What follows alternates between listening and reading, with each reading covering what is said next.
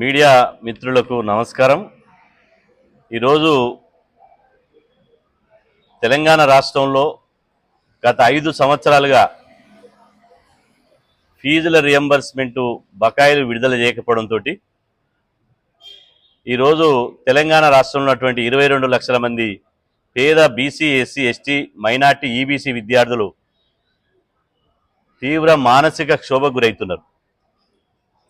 కాబట్టి గత 5 ఏళ్ల కాలంలో ఉన్నటువంటి ఫీజుల రియంబర్స్మెంట్ బకాయిలను విడుదల చేయాలని కోరుతూ ఈరోజు తెలంగాణ రాష్ట్ర చీఫ్ సెక్రటరీ అయినటువంటి సిఎస్ అయినటువంటి రామకృష్ణారావు గారితో ఇవాళ బీసీ జేఏసీ ఆధ్వర్యంలో వారిని కలిసి ఒక వినతి పత్రం ఇవ్వడం జరిగింది। ఈ వినతి పత్రంలో బీసీ విద్యార్థులతో పాటు ఎస్సీ, ఎస్టీ, మైనార్టీ విద్యార్థులు స్కాలర్షిప్లు ఫీజులు రాక ఏ విధంగా ఇబ్బందులు ఎదుర్కొంటున్నారు, ఏ విధంగా ఉన్నత విద్యకు దూరం అవుతున్నారు, చదువులు మధ్యలోనే వదిలేసి ఏ విధంగా కుమిలిపోతున్నారో సిఎస్ గారికి దాదాపు 15 నిమిషాల సేపు వారికి వినతిపత్రం ఇచ్చి మేము చర్చించడం జరిగింది। ప్రధానంగా ఇలా రాష్ట్రంలో చూసుకున్నట్టయితే గత ప్రభుత్వంలో బీఆర్ఎస్ ప్రభుత్వంలో 2.5 సంవత్సరాల బకాయిలు రావాలి। ఆ ప్రభుత్వం పోతూ బకాయిలు పెట్టిపోతే మేము వస్తే ఫీజుల రియంబర్స్మెంట్ బకాయిలు విడుదల చేస్తాం। ఫీజుల రియంబర్స్మెంట్ బకాయిలతో పాటు మొత్తం ఫీజులను కూడా ప్రభుత్వమే భరిస్తామని చెప్పి కామారెడ్డి బీసీ డిక్లరేషన్లో కాంగ్రెస్ పార్టీ స్పష్టంగా చెప్పడం జరిగింది। కానీ కాంగ్రెస్ ప్రభుత్వం అధికారంలోకి వచ్చి ఇప్పుడు 2 సంవత్సరాలు దాటిపోతుంది, అంటే దాదాపు 2.5 రేపో మాపో వస్తే 2.5 నెలలు అవుతుంది।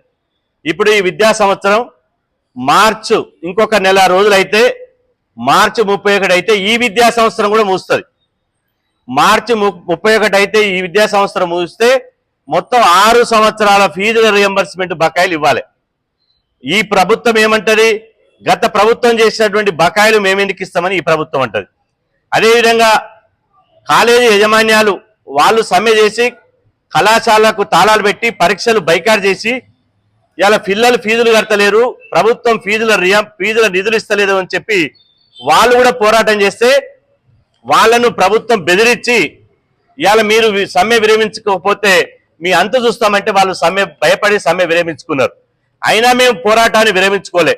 ఇటీవల హైదరాబాద్లో సోమాజిగూడ ప్రెస్ క్లబ్లో ఫీజుల రియంబర్స్మెంట్ బకాయిలు విడుదల చేయాలని కన్నీటి చదువులు కాలేజీ విద్యార్థుల కన్నీటి చదువుల పేరుతోటి అఖిలపక్ష పార్టీలు, అఖిలపక్ష విద్యార్థి సంఘాలు, మేధావులు, అదేవిధంగా అందరితోటి బీసీ, ఎస్సీ, ఎస్టీ, మైనార్టీ సంఘాలతోటి విస్తృతస్థాయి సమావేశం ఏర్పాటు చేసినాం। ఆ రోజు ఒక కార్యాచరణ ప్రకటించినాం। 2 రోజుల్లోనే సిఎస్ గారిని కలిసి ఫీజుల రియంబర్స్మెంట్ బకాయిలు విడుదల చేయాలని చెప్పి ఒక వినతిపత్రం ఇస్తాం। ఆ తర్వాత మరో 2 రోజుల్లో ఇవాళ రాష్ట్ర గవర్నర్ గారిని కలుస్తాం। ఆ తర్వాత మంత్రులని, ఉప ముఖ్యమంత్రి గారిని, ముఖ్యమంత్రి గారిని కూడా కలుస్తాం। వాళ్ళు కనుక ఫీజుల రియంబర్స్మెంట్ ఈలోగా ఇంతమందిని కలిసినాక ఫీజుల రియంబర్స్మెంట్ మీద సానుకూలమైన నిర్ణయం ప్రభుత్వం కనుక తీసుకోకపోతే ఇవాళ మార్చి 16వ తేదీ నుంచి అసెంబ్లీ సమావేశాలు జరగబోతున్నాయి। కాబట్టి ఆ రోజు చెప్పినాం, ఈ రోజు చెప్తున్నాం, మార్చి 16 లోపు మీరు బకాయిలు విడుదల చేస్తారా లేదా హామీ ఇస్తారా? బడ్జెట్లో ఫీజుల రియంబర్స్మెంట్ బకాయిలు బడ్జెట్లో పొందుపరుస్తారా? ఏదో ఒకటి ప్రభుత్వం స్పష్టంగా చెప్పాలి। చెప్పకపోతే మాత్రం బరాబర్ 100% ఇవాళ 16 నుంచి జరిగేటువంటి అసెంబ్లీ బడ్జెట్ సమావేశాలు మేము అడ్డుకుంటాం, అసెంబ్లీని ముట్టడిస్తామని చెప్పి సదరంగా హెచ్చరిస్తున్నా। నిన్నటికి నిన్న సిరిసిల్లలో బీటెక్ ఫస్ట్ ఇయర్ చదువుతున్నటువంటి విద్యార్థి కాలేజీలో ఫీజు కట్టలేక ప్రభుత్వం ఫీజుల రియంబర్స్మెంట్ చేయలేక ఆత్మహత్య చేసుకున్నాడు। ఇట్లా 22 మంది విద్యార్థులు ఆత్మహత్య చేసుకున్నారు।